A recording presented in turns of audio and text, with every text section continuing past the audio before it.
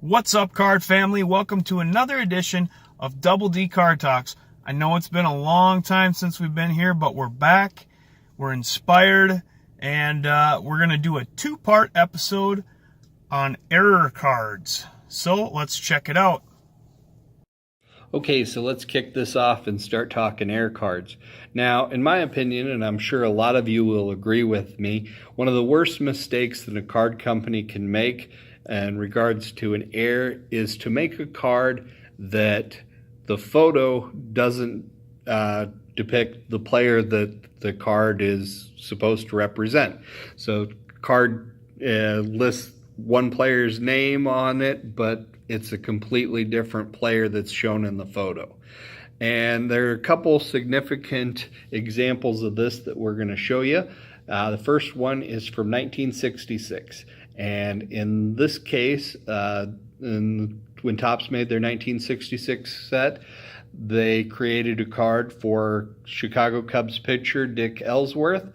And regrettably, it was a really emotionally charged mistake that occurred, and that the player that is depicted on the card is not Dick Ellsworth, but is in fact former teammate Ken Hubbs. And sadly, Ken Hubbs had passed away in a plane crash 2 years before this card was created. So it's, really hard to explain how that kind of a mistake occurred. And it had to have been extremely embarrassing to Topps and probably really emotional to Ken Hubbs' family and some of his friends and teammates perhaps. But for some reason, Topps never bothered to pull the card from circulation or correct the error in any way. So this error, lives on in perpetuity and has never been corrected. So then the next example is much more recent, from 1987, when top prospect for the Pittsburgh Pirates, Barry Bonds, was incorrectly portrayed on his 1987 Donruss card when a picture of Johnny Ray was utilized instead. Now, in this case, Donruss quickly recognized the mistake and pulled the card from production and released a corrected version. So this error card is relatively scarce. There are, a number of copies, but it's still much more difficult to find than the corrected version, and so it does sell for a very large premium. So there you have it, and I'll kick it back over to Dustin Abraham for our next example. Okay, what sort of inspired us to do this episode on error cards is the sudden popularity of variations. And it's even led Topps to make purposeful error variations, such as the 2018 Aaron Judge Gypsy Queen variation that shows that he plays for the Red Sox. Well, that seems a little ridiculous to me, so let's go through some of the cards that weren't a mistake on purpose. And one very common type of error is a reverse negative. It's pretty self-explanatory, so I'm just going to go through a few examples of reverse negatives. And the first one is the 1989 Upper Deck Dale Murphy. It's relatively rare, but what makes it even more sort of exceptional is a lot of the reverse negative error cards are more of a long shot, not so much of a close-up, where it's harder to catch, harder to tell right away that this is a reverse negative. But with the Dale Murphy, it's right up close. You could see right on his jersey the Braves written backwards. Somebody didn't catch it somewhere along the line. Another great example is the 1990 Donruss Juan Gonzalez rookie card. As you can see, he is batting left-handed, even though he's a right-hander, and the number 19 is written backwards. This is a much more common card, as the error wasn't discovered until late in the print run, and then they went ahead and fixed it. So you can get it for relatively cheap. Now, one of the more rare ones is the 1982 Fleer John Littlefield. It was corrected very early on in the print run. It depicts him as a left-handed pitcher when he is actually a right-handed pitcher. The last one I want to talk about is one of the most famous ones, and that's the 1957 Topps Hank Aaron. And it's an error that was never corrected. You've probably seen this card before. It's a beautiful card. And so that's reverse negatives, I guess, in a nutshell, in a few examples. And now I'm going to ship it over to B-Side and see what kind of errors he wants to cover. So I want to talk a little bit here about another segment of error cards, and this would be cards that were never supposed to be. And I'm going to discuss the two, what I think are the most famous examples of this type of card, and they occurred a little over 50 years apart. The first one being in 1954. This was when Ted Williams had returned from military service in the Korean War and had not been in a Topps or Bowman baseball card set since his 1951 Bowman card. And Topps and Bowman were both negotiating hard against each other to try and sign Ted to an exclusive contract to be in their baseball card set for that season. Well, Topps won the bidding, and the explanation that's given is that Bowman had already developed a card and had it set up to go into production right away, assuming that they were going to win the bidding for that. And so in the very initial printings and packs of 1954 Bowman, when it went out, card number 66 appears as Ted Williams. Now, production of this card was shut down really quickly because obviously Topps threatened lawsuits against Bowman, but there is certainly some speculation that Bowman didn't exactly make a mistake with this card and went ahead and decided to put some of those out into production anyway, just to try and stick it to Topps a tiny bit and spur a little extra sales for themselves in the process. Now, the next example occurred in 2006.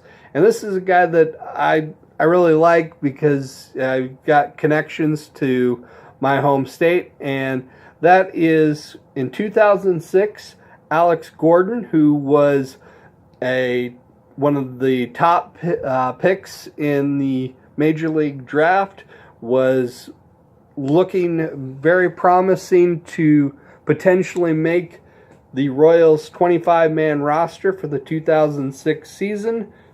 And this was also right when Major League Baseball and their negotiating deal had limited the cards to not have prospects and minor league players and guys that weren't on the 25-man roster appear in the base sets of the baseball card sets any longer.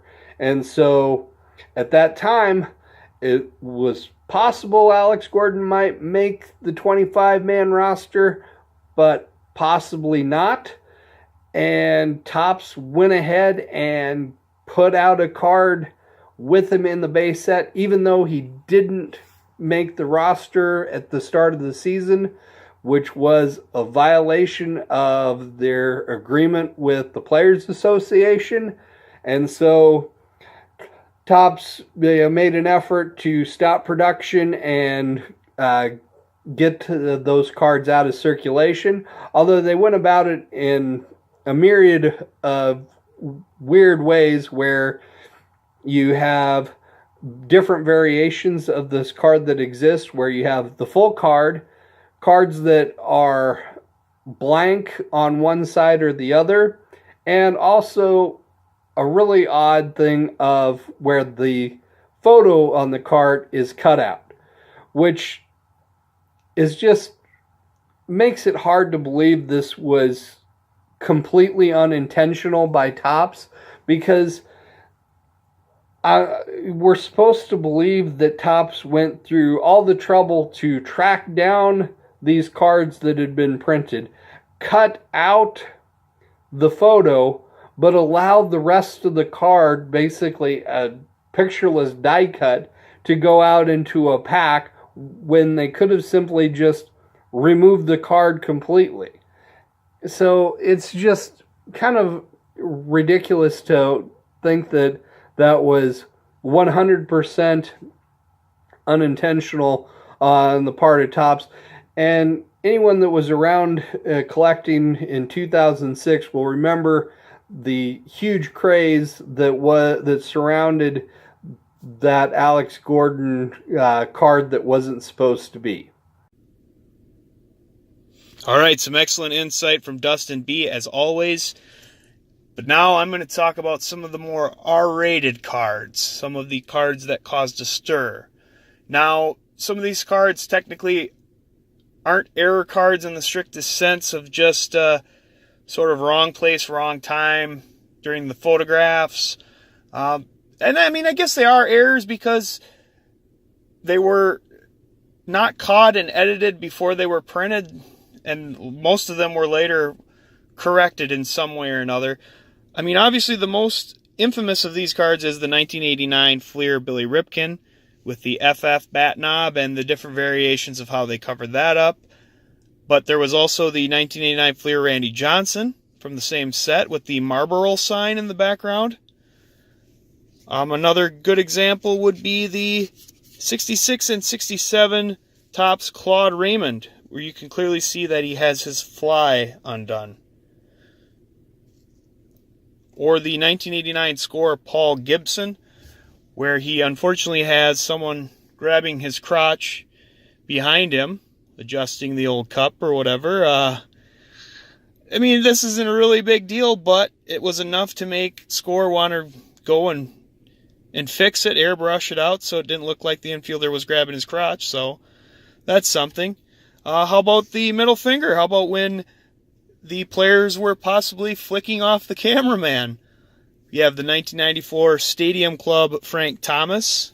Is he just putting on his makeup, or is he trying to, slip one by the cameraman there? Or the 1972 Topps Billy Martin, where he's got the bird showing on the bat. Now, if it was probably any other players other than Frank Thomas or any other manager other than Billy Martin, maybe people wouldn't have thought twice about it, but guys have been known to be surly or possibly foul-mouthed and things like that. Kind of made people question it. There's also the 2006 Bowman Leon Washington Signs of the Future, where it appears that he's giving the double bird. He says he was trying to make the letter E to represent East Jacksonville. It was enough to make the card go up in value when it first came out, but now you can get it for pretty reasonable price on eBay.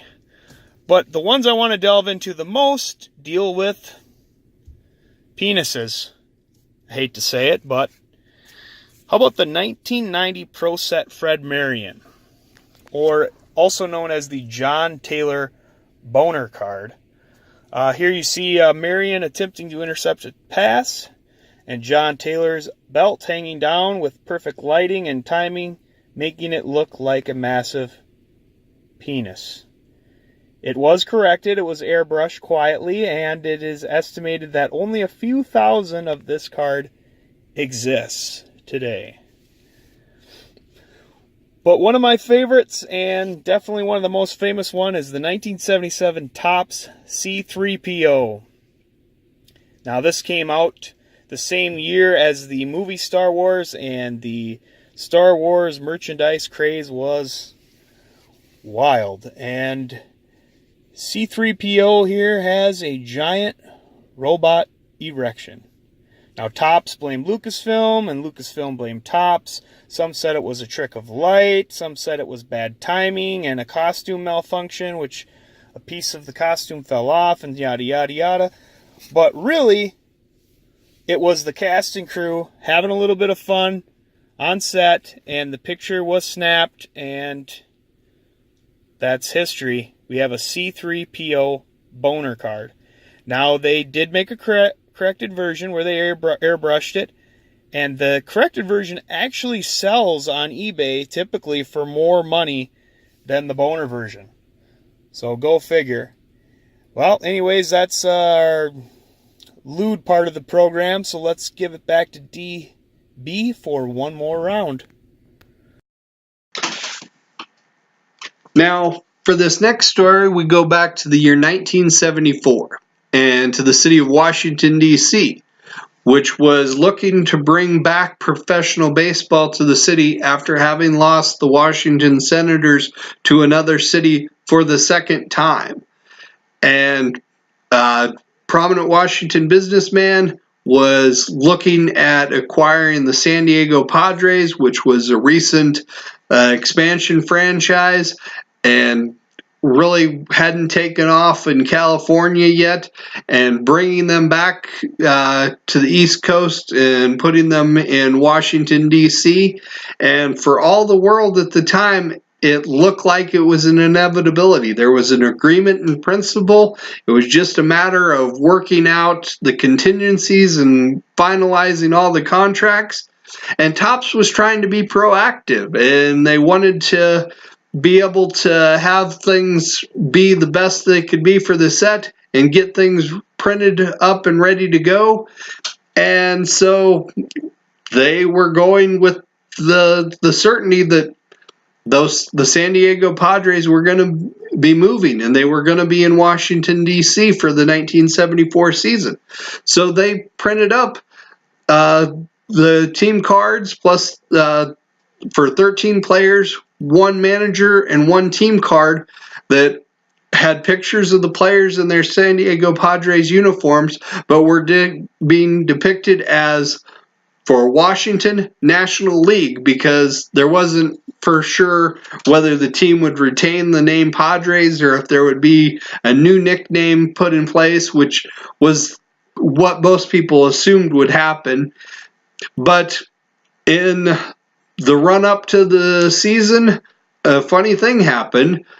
The founder of McDonald's, Roy Kroc, was really just looking for somewhere to dump a lot of cash and be able to park his money for a while, rich people problems, and called up the owners of the Padres and was like, hey, is this team still for sale?